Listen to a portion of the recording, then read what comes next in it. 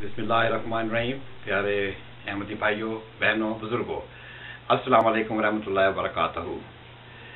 मैं आज अकाउंटेबिलिटी के मौजू पर कुछ बातें करना चाह रहा हूँ। हम आखरीन में से हैं और आखरीन अव्वलीन से मिला दिए गए हैं। मैं पढ़ रहा था रिसाला में कि एक हदीस दी गई है जिसमें यह है, यह हदीस मेरे सामने है। रिवायत है कि हज़रत सल्लल्लाहु अलैहि वसल्लम ने फरमाया, मेरी उम्मत एक मुबारक उम्मत है। ये नहीं मालूम हो सकेगा कि इसका अव्वल ज़माना ज़्यादा बेहतर है या आखिरी, यानी दोनों ज़माने शान और शौकत वाले होंगे। जब हम अव्वलीन का ज़माना देखते हैं तो वो अव्वलीन बड़े ट्रांसपेरेंट होते हैं, खुलफात से अकाउंटेबिलिटी मांगते हैं। हमारे सामने हज़रत अबू बकर की मिसाल है, हज़रत उमर की मिसाल है। मैंने पहले भी अपने वीडियोस में बताई कि हज़रत उमर की से उनके चोगा के बारे में भी इस्तग़फ़ार किया जाता है। बैतुल माल में जो पैसा होता है उसका इस्तग़फ़ार किया जाता है। माल गनीमत में से जो पैसा मिलता है, जो माल आता है, उसमें से भी उनसे हिसाब किताब मांगा जाता है।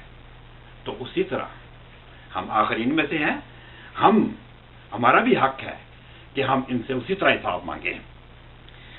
ये देखा गया है, हमारी जमात में एक बड़ा ये आप क्या दें रस्म हो गई है या ये तरीक़ चल रहा है कि लोगों से चंदा तो दे लिया जाता है लेकिन हिसाब किताब आम अहमदी को नहीं दिया जाता।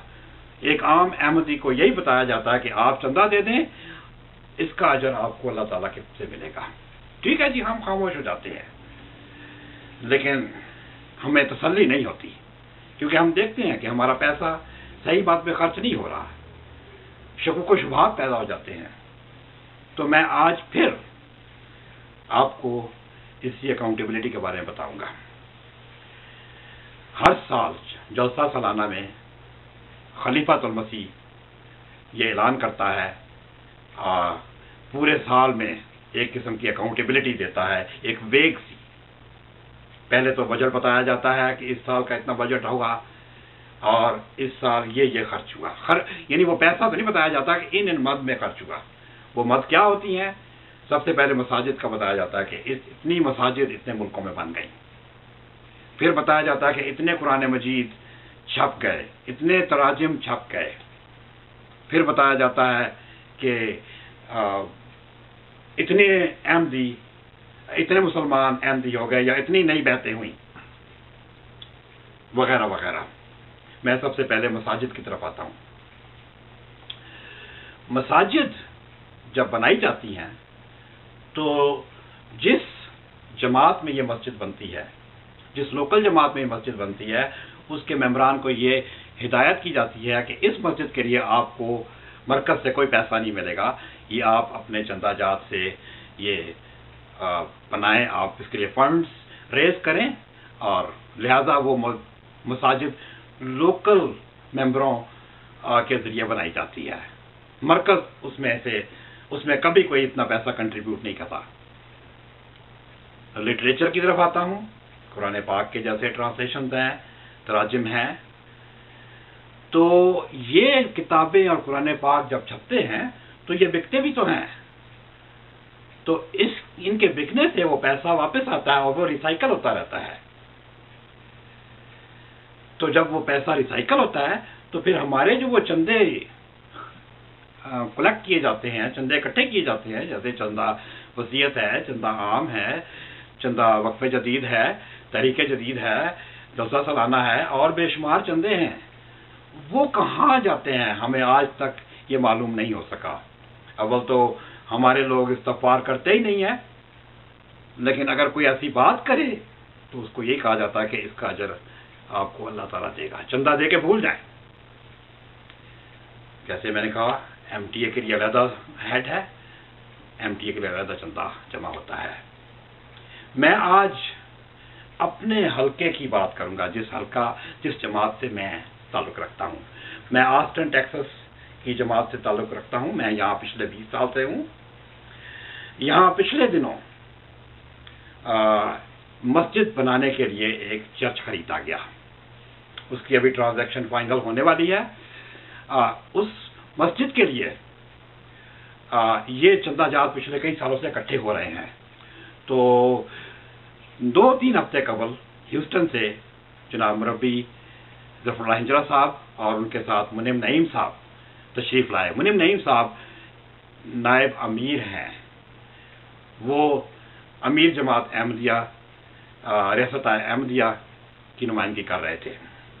تو جب وہ آئے حزب معمول، انہوں نے یہی کہا کہ یہ مسجد انشاءاللہ جو بنے گی تو اس کے لیے فنڈز آپ نے لوکلی ریز کرنے ہیں، مرکز آپ کو کوئی مدد نہیں کرے گا.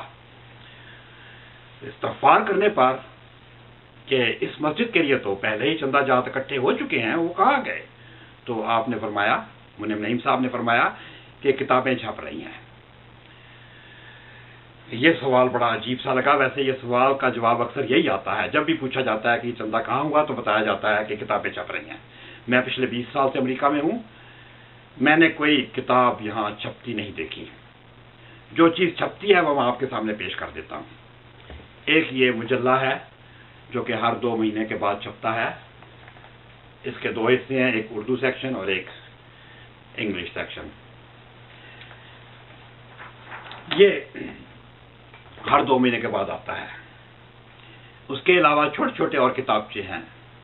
اطفال کا ہوگا وہ 15-20 صفحوں کا، انصار اللہ کا 2 صفحوں کا ہے، اسی طرح اور چھوٹے چھوٹے ہیں.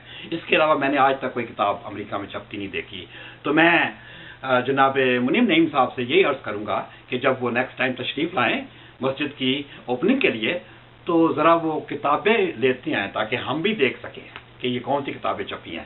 دوسرے اگر ہو سکے تو ایک بیلنس شیٹ بھی ہمیں دکھا دیں کہ آپ نے جو چندہ جات اکٹھے کیے ہیں پچھلے کئی سالوں سے، اور ہمیں آج تک کوئی بیلنس شیٹ آپ نے دکھائی نہیں ہے. ہم چاہیں گے کہ آپ دیکھیں. امید ہے کہ یہ 2 چیزیں آپ ضرور لائیں گے، کیونکہ یہ اکاؤنٹیبلٹی کسی بھی جماعت کے لیے بہت بہتر ہوتی ہے. اس سے چندہ کم نہیں ہوتا، بڑھتا ہی ہے. جب آپ ایک ٹرانسپیرنٹ نظام دکھا دیں گے کہ جی ہمیں اتنے پیسے آتے ہیں، ہم اتنے خرچ کرتے ہیں، تو انشاءاللہ ہمارے ایمان اور بڑھیں گے، ہم آپ کو اور دیں گے. لیکن یہ کہہ دینا کہ جی چندہ دے کے بھول جائیں تو ہمارے دلوں میں شکوک اور شبہات ہوں گے. تو میرے بھائی، امید ہے کہ آپ مزید ہمیں شکوک اور شبہات میں مبتلا نہیں رکھیں گے. ہمارے سامنے یہ حساب پیش کریں گے، بتائیں گے کہ ہمارے جو چندہ جات ہیں یہ کن مد میں خرچ ہو رہے ہیں. کیونکہ حضرت مسیح موعود السلام نے تو رسالہ وصیت میں صاف تحریر فرمایا ہے کہ جس ملک کا چندہ اسی ملک میں خرچ ہونا چاہیے. تو ہم اسی انشاءاللہ مسیح موعود السلام کی ان ہدایات کے مطابق اگر کام کر رہے ہیں تو ہمیں اپنی جماعت کو یہ ایسا حساب پیش کرنے میں کوئی دشواری، کوئی مشکل نہیں پیش آنی چاہیے. تو میں آپ بھائیوں سے یہی گزارش کروں گا کہ آپ بھی ان سے مطالبہ کریں کہ یہ ہمیں بتائیں کہ ہماری جو چندہ جات ہے، ہمارے مخلصین جو اپنے پیٹ کاٹ کر کے جماعت کو چندہ دیتے ہیں وہ کن مد میں خرچ ہوتے ہیں. میں انشاءاللہ کوشش کروں گا آپ سے بھی کہ آپ بھی میرا ساتھ دیں گے، ان سے بھرپور مطالبہ کریں گے اور ان سے یہ پورا حساب کلیئر ٹرانسپیرنٹ اکاؤنٹیبلٹی مانگیں گے. اللہ تعالیٰ آپ کے ساتھ ہو. والسلام.